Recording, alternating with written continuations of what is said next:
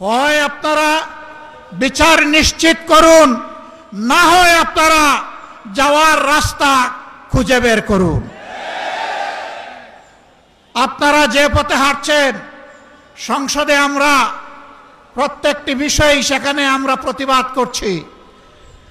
2/3 কিভাবে পেয়েছেন আপনারাই ভালো জানেন, আর দেশের জনগণও জানে, এবং এই ব্যাপারে কিছু রাজ সাক্ষ্য ইতিমধ্যে পাওয়া গেছে।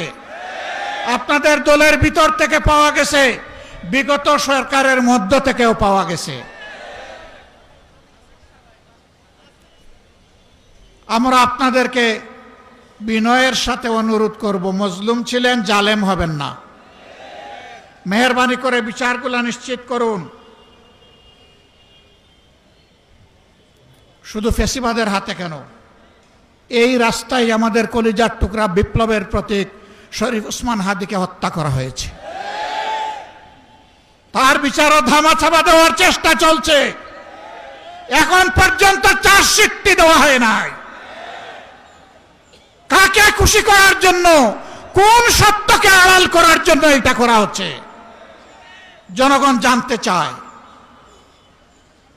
এই 21 তারিখ, মাত্র 2 দিন আগে গাইবান্ধা ইতিমধ্যেই বলা হয়েছে, ছাত্র শিবিরের একজন তরুণ নেতাকে গলাকটে স্পষ্ট দিবালুকে সেই ফ্যাসিবাদী কায়দায় হত্যা করা হয়েছে।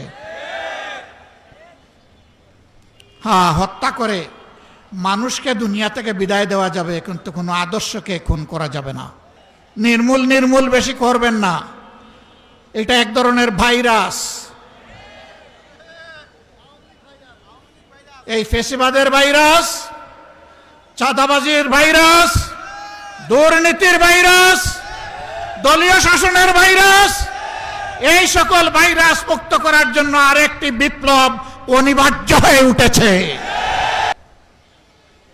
20 কোটি মানুষের 40 কোটি হাত এই দেশকে পাহারা দিবে ইনশাআল্লাহ। কারো বাবার সাধ্য নাই এ দেশের স্বাধীনতা এবং সার্বভৌমত্ব নিয়ে টানাটানি করার। মহান আল্লাহর উপর ভরসা করে আপনাদেরকে আগামীর সেই বিপ্লবের দাওয়াত আজকে দিয়ে রাখলাম। সংসদে যতদিন পর্যন্ত কথা বলার পরিবেশ থাকবে, জাতির স্বার্থে যতদিন পর্যন্ত থাকার দরকার হবে, তার বাইরে আমরা 1 সেকেন্ডও থাকব না। যেদিন সংসদের প্রয়োজন ফুরিয়ে যাবে, যেদিন মনে হবে এই সংসদে আর কথা বলে লাভ নাই, সেদিন সেই সংসদে খোতা হাফিজ বলে আমরা বেরিয়ে আসব। প্রস্তুত থাকুন সেই বিপ্লবের জন্যে। অন্যায়ের সাথে কোনো আপত নয়, নতুন পুরাতন কোনো ফ্যাসিবাদ মানি না। পুরাতন পরিত্যাজ্য, নূতন ঘৃণিত, কোনো ফ্যাসিবাদ মানব না ইনশাআল্লাহ। জীবন যাবে, জীবন একটাই, সেই জীবন যাবে আল্লাহর জন্যে, সেই জীবন যাবে মানুষের জন্য।